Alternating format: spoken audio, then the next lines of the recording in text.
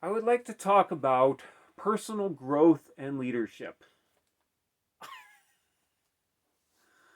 Me and a million other people, right? But I'd like to make some very important notes about it, some very important points. There is a ton of emphasis on personal growth and leadership, and I'm all for it. I love personal growth, I love leadership. I'm learning about both of them because I realize their value. And there seems to be some misunderstanding that personal growth and leadership are the ultimate goals. They are not the ultimate goals. Here's how it works. In reality, personal growth and leadership are two very valuable things that God has implemented in his plan of life, okay? So here's God. He creates everything. Up here is the law of love which governs all other laws that God ever made. Down here is personal growth, which is another law that God made, and there's all sorts of laws that apply to it. Just ask the experts and they'll tell you. And over here is leadership, which has a bunch of other laws that apply to it and make it work. But up here is the law of love, which is governing all of those other laws and from which come all of those other laws. See, the law of love is the highest law in existence, and from it come all of God's other laws of existence. So, these two laws are not the end goal.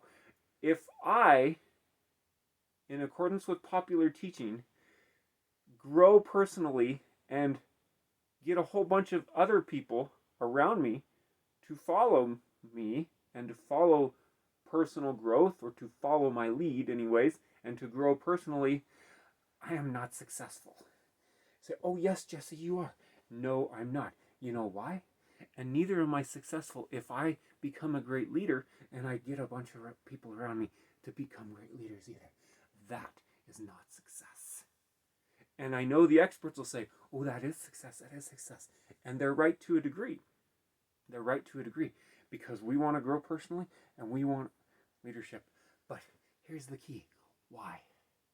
Why do you want to grow personally? Why do you want to lead people? So that you can grow personally and lead people and have a bunch of people grow personally and other people lead to lead to lead to lead? No, it's to save lives. The goal in life is to grow personally so you can save lives, so you can lead people to life. The goal is to be a leader so that you can save lives. The goal is to use these lower laws for the purpose of the highest law. That's the goal, and that's when I'm successful.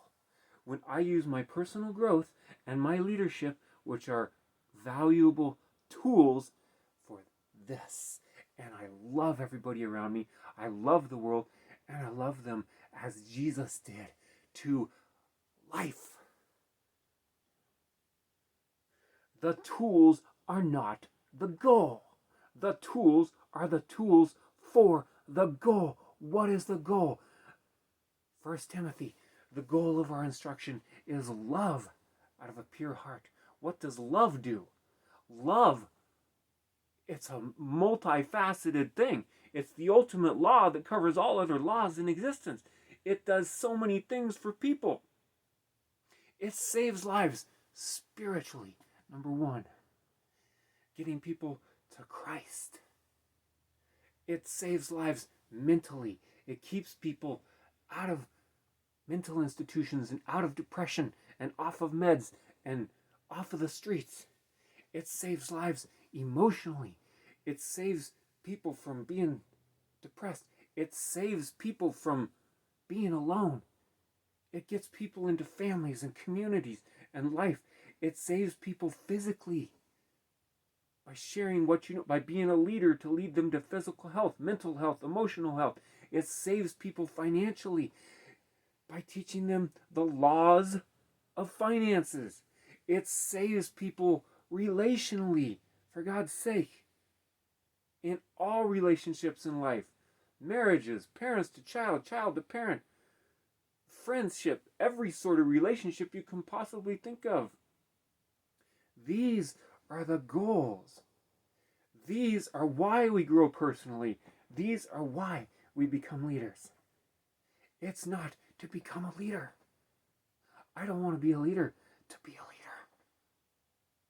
I want to be a leader for one reason and one reason only, and that is to save lives.